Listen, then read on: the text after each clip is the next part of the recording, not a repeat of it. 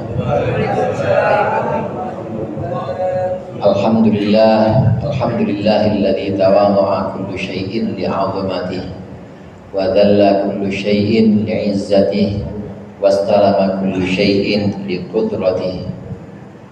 Allahumma salli wa sallim ala sayyidina Muhammadin alladzi azala bayanuhu kulla ibham wa ala alihi wa ashabihi salatan wa salaman daimaini ma damatil ayyam. Amma ba'd.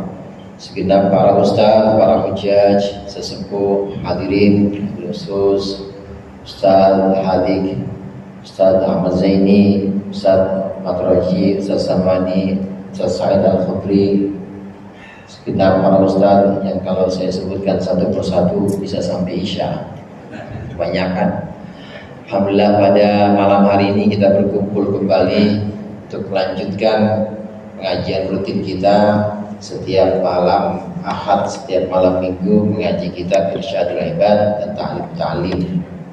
Malam hari ini belum dimulai pembacaan kitab, tapi dalam rangka pembukaan kita sudah bacakan doa-doa, sudah bacakan ayat-ayat Al-Quran yang pahalanya kita kirimkan kepada guru-guru kita. Karena bisanya kita ada di sini, hadir di sini, ini adalah lantaran guru-guru kita. Kita nggak akan bisa hadir di majelis-majelis ilmu, di majelis-majelis zikir kalau dulu tidak pernah ada yang nyontohin.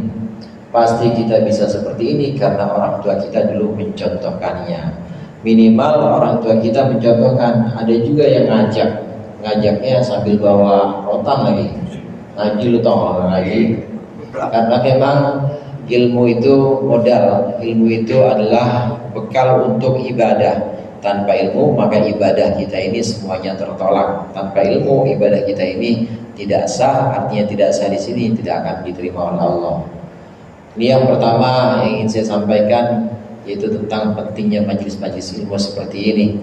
Kemudian yang kedua, hadirin, majelis ilmu ini majelis yang antara lain majelis yang penuh berkah. Orang yang duduk di majelis ilmu ini lebih utama dibanding orang yang sholat 1000 rakaat sholat sunnah. 1000 rakaat sholat sunnah.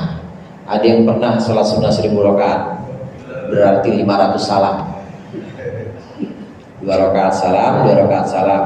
Itu duduk 1 saat saja dari maghrib sampai isya, atau sesaat saja membahas satu pembahasan, membahas satu tema, ini lebih utama dibanding sholat sunnah 1000 rakaat. Kenapa demikian? Karena ilmu inilah yang nanti menjadi penerang, ilmu inilah yang nanti menjadi bekal ibadah. Jangankan sholat yang sudah berisi bacaan Al-Quran, sudah berisi zikir-zikir, bacaan Quran aja itu ada ilmunya. Ini belum sholat nih, masih baca Quran aja, itu kan ada ilmunya. Baca ta'awudz, a'udzu, a'udzu, a'udzu, a'udzu, a'udzu lagi, a'udzu lagi. Karena ada ilmunya, namanya ilmu tajwid. Baca Al-Quran ada ilmunya. Kemudian sholat ada ilmunya. Demikian juga ibadah-ibadah lain selain sholat dan bacaan Al-Quran tadi, ini pasti ada ilmunya. Hadir ke majelis ilmu ini berarti kita adalah orang-orang yang belajar, orang-orang yang ingin menghilangkan kebodohan. Kalau sudah hilang kebodohan kita, maka ibadah kita ini bisa Allah terima karena sah ibadahnya. Kenapa bisa sah? Karena sudah sesuai dengan syarat dan rukunnya. Itu adanya di majelis-majelis ilmu. Sampai-sampai Rasulullah pernah satu waktu ini melihat ada 2 kumpulan. Ada 2 jamaah, yang satu jamaah dzikir, yang satu jamaah majelis ilmu yang sedang membahas ilmu. Kemudian Rasulullah senyum ketika melihat yang dzikir, senang juga melihat orang-orang yang berzikir, la ilaha illallah, la ilaha, senang. Nah, kemudian Rasulullah tetap bergabung ikut kepada majelis ilmu. Kenapa demikian? Karena dalam majelis ilmu ini Allah memberikan petunjuk yang halal, yang haram ini bisa diketahui di majelis ilmu. Di majelis zikir bagaimana? Di majelis zikir tidak. Apakah zikir itu baik? Baik. Zikir seperti tahlilan yang tadi sudah kita baca, ini baik. Tetapi tidak bisa memberikan tidak bisa memberikan petunjuk mana yang halal, mana yang haram, itu nggak bisa. Tapi kalau majelis ilmu bisa. Gampangnya seperti yang ini ya hadirin. Kalau zikir itu punya manfaat, maka manfaatnya pasti akan kembali kepada diri kita sendiri. Minimal manfaatnya itu saja, manfaatnya itu maksimal itu saja, yaitu kembali kepada diri kita sendiri. Kita zikir, hati kita jadi tenang. Kita zikir, maksud kita hasil, kan buat kita sendiri. Tetapi kalau majelis ilmu atau majelis taklim, ini imbasnya atau hasilnya bukan buat diri kita sendiri, tapi buat orang lain. Guru ngajarin muridnya tahu yang namanya alif bengkong, tahu yang namanya ikhfa. Guru ngajarin muridnya tahu yang namanya hukum tentang zakat. Maka ini imbas atau efek dari ilmu ini berarti bukan buat satu orang saja, tapi buat lebih dari satu orang, bahkan bisa lebih banyak. Bukan hanya dua orang, guru dan murid, tapi lebih banyak lagi. Nanti muridnya punya murid lagi, ini lebih banyak. Ini yang kadang disebut sebagai amal yang sifatnya sifatnya muta'addi, tidak berhenti kepada satu orang saja manfaatnya, tapi manfaatnya terus, manfaatnya berkelanjutan. Ini perbedaan antara majlis zikir dengan majlis ilmu. Selain itu saudara, walaupun kita megang kitab talim atau syadribat, kelihatannya nggak zikir, kelihatannya kita nggak baca tasbih, nggak baca takbir, nggak baca tahmid, alhamdulillah, tapi pahalanya sama seperti orang zikir. Itu hebatnya majelis ilmu. Orang yang megang kitab atau sebagai muta'alim, orang yang belajar, orang yang ngajar, ini duduknya atau diamnya di majelis ilmu ini terbilang sebagai zikir, meskipun nggak muter tasbih, nggak megang konter. Sekarang pakai konter ya, pakai konter. Dulu konter mah tukang jual pulsa, nah, sekarang buat ngitung itu.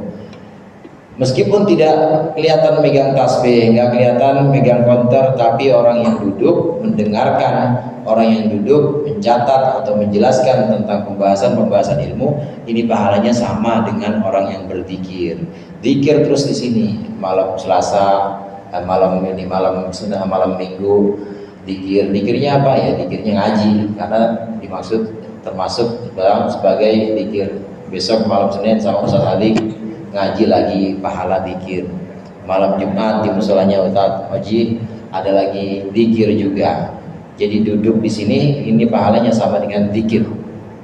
Yang dimaksud dengan zikir lisan, yang dimaksud dengan ngaji sama dengan zikir adalah zikir lisan. Zikir lisan ini zikir yang banyak utamanya, meskipun di atas zikir lisan ini ada yang lebih tinggi lagi. Tapi zikir lisan saja ini sudah bisa memenuhi timbangan kebaikan kita, insya Allah. Amin. Karena kata Rasulullah, ini yang paling sederhana dan yang paling ringan. Kalimatani khafifatani fil lisan, thaqilatani fil mizan. Ada dua kata yang ringan di lidah, tapi berat kebaikannya di mizan, di timbangan nanti hari kiamat. Yaitu subhanallah wa bihamdih, subhanallahil azim. Meskipun cuma segitu doang, itu bisa memberatkan beban atau bobot kebaikan kita nanti di yaumil mizan, di hari pertimbangan. Bisa memberatkan. Yang dimaksud di sini para ulama mengatakan, menjelaskan hari sini, yang dimaksud itu zikir lisan. Jadi baca subhanallah bihamdihi subhanallahil hatinya kemana-mana. Insya Allah itu bisa ngeberatin bobot timbangan. Nah demikian juga di majelis ilmu ngaji ini sama dengan majelis ngaji ini sama dengan zikir lisan. Artinya bisa memberatkan bobot timbangan kebaikan kita nanti di hari kiamat atau di hari perhitungan yang nanti ada pertimbangan amal. Berkaitan dengan zikir ini hadirin, ada zikir yang satu waktu pernah diberikan oleh Imam Al-Hasan Al-Basri. Ya, Hasan Al-Basri ini asalnya dari Basrah. Basri ini Basrah, ada daerah Basrah, ada daerah Kufah. Jadi Hasan Basri itu maksudnya Hasan Al-Basri yang berasal dari Basrah. Kalau di sini Bayoran ya? Ya, berarti Hasan Al-Bayori. Bayori asalnya dari Bayoran. Kalau dari Ceger, Taufik Al-Cegeri. Cegeri. Kalau ini Hasan Al-Basri dari Basrah. Imam Hasan Al-Basri termasuk tabi'in.